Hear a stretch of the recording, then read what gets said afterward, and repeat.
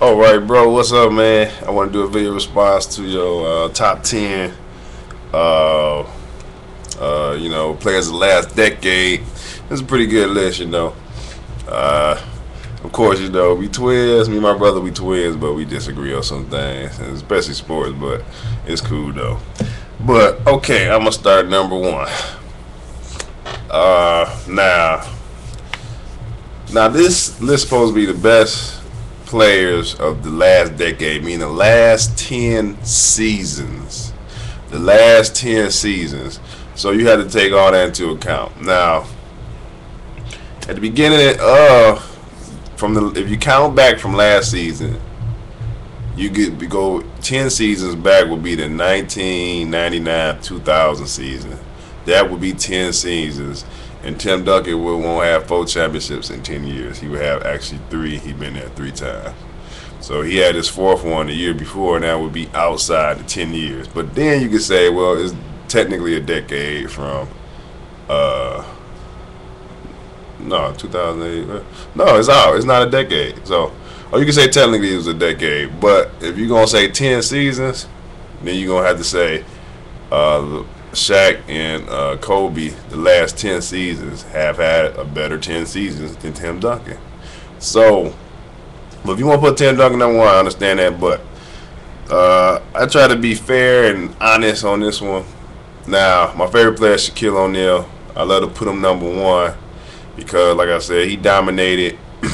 Actually, the first 4 years of when they won a championship for 4 years, he dominated. The 5th year, when they got back there, they had Karl Malone and Gary Payton. Shaq deferred a lot, and it was Kobe time. They both deferred a lot. They had to share the ball with 2 more Hall of Famers. But Shaq was dominant. Went to Miami, dominated. Him and Dwayne Wade, he got hurt. That's the only thing that slowed Shaq down was injuries. People always want to talk about his weight. In one season, he was just out of shape. But other than that, really, him being out of shape had a lot to do with his injuries, which were freak injuries, especially at Miami.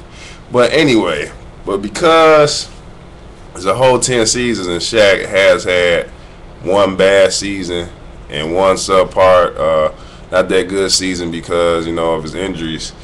That's going to take off his luster. And basically, Kobe has been great the whole 10 years.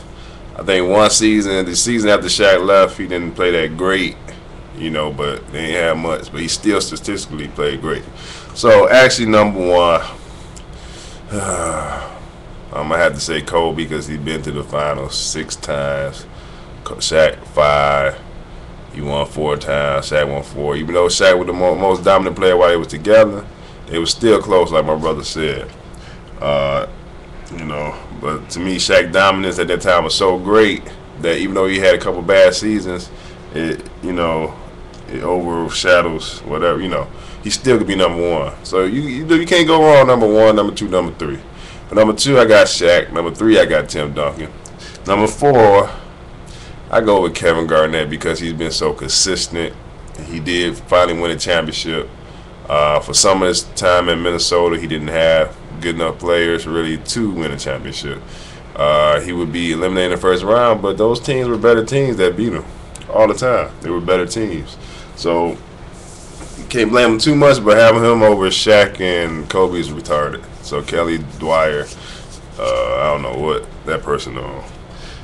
Number 5, I got Dwayne Wade. Now the thing is, a couple players I kind of want to put them lower, but I say they so good. They better than these other players, so I put them up higher. But like Dwayne Wade and LeBron James, they only played 6 seasons out of 10 years. So, but number 5, I got Dwayne Wade because he's been great ever since he's been in the league. Actually, the first 3 seasons, to me he's a little bit actually better than LeBron James. LeBron's better right now, but he won a championship, so he's got there. He won one. Number 6, I have LeBron James because LeBron James is just when it comes to skills, and his ability to play. When it comes to his ability to play basketball, he's the best right now. He's the most talented player. He's got Michael Jordan level talent. He doesn't have a ceiling. His ceiling is like Michael Jordan. Where Michael Jordan is, where Michael Jordan got, LeBron can't get there. So I got LeBron James, number 6. He's played with some of the worst talent that has got to the finals once. Last year he played the best playoffs I've seen since Shaq and Olajuwon, Michael Jordan. They lost, but it's because they didn't match up well against Orlando. But the guy played amazing. I haven't seen that level of play in a long time. Number 7 had Allen Iverson because, he's just been a dominant scorer the whole time. I mean, you can't take that away from him. He hasn't won any championships, but I got him at number 7, Allen Iverson. He's a great little man, great player.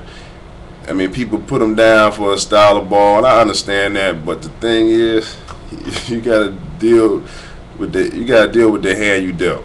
And Allen Iverson never had good players to go around him on the offensive end, and he played the way his coaches wanted him to play. They wanted him to dominate the ball. They wanted him to pass. He did pass something. They wanted him to pass. Sometimes, like Larry Brown, wanted him to pass more than he did.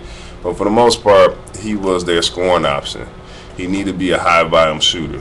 So, but Allen Iverson, even when he went to Denver, still scored a lot of points. The guy is amazing. So I got him at number 7. At number 8, let me see. At number 8, I got Dirk Nowitzki. I gotta give Dirk some credit because he's been just like Kevin Garnett. He's been just as consistent. I mean, his numbers, just like you were saying last about the scoring thing, Dirk did that. Dirk did what you want Kevin Garnett to do. He scored a lot of points. Between 25 to 27 points a game, between 24 and 27 points a game. He's been doing it consistently over the whole decade. Been a great player.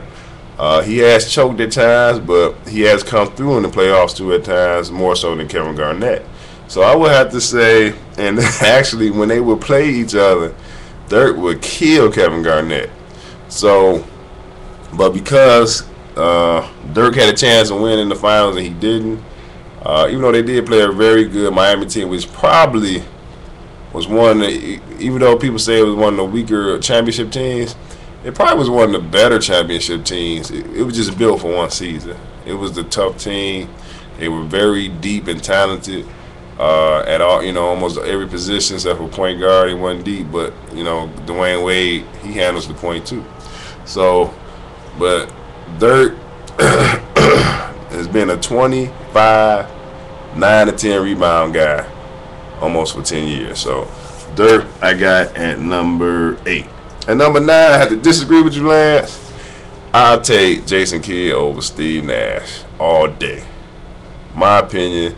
I don't have much respect for guys who can't play defense. Steve Nash cannot guard anybody. He cannot guard anybody in this league. So my thing is, when you look at numbers, yes. With the problem with Jason Kidd is his field goal, his shooting percentage is atrocious. But the thing is, this guy's game, he plays the point guard so well, and the type of players he had around him wasn't that great. At New Jersey, he got to the finals twice. If you use the same criteria by which Steve Nash won the MVP his first year, Jason Kidd should have won the MVP the second time they got to the finals. He had like 18 points, 9 assists that year. Had a great year, averaged about 6 or 7 rebounds. Rebounding from a point guard like that is rare. He's been a great defender at the point guard position. And he got that, to me, a sorry team to the finals. And when I look at Nash, I just look at, it was a perfect storm for Nash. He was good at Dallas, don't get me wrong. He was a good player at Dallas. But like I said, he can't play defense. But it's a perfect storm for Nash. He got D'Antoni's system. And then the year he blew up, that was the year they stopped the hand checking. And, so I think it was a perfect storm for him. At number 10, I have Steve Nash. So that's my top 10. Paul Pierce maybe should be in there. I don't know. He's one of my favorite players. Of course, you know that. But That's my top 10.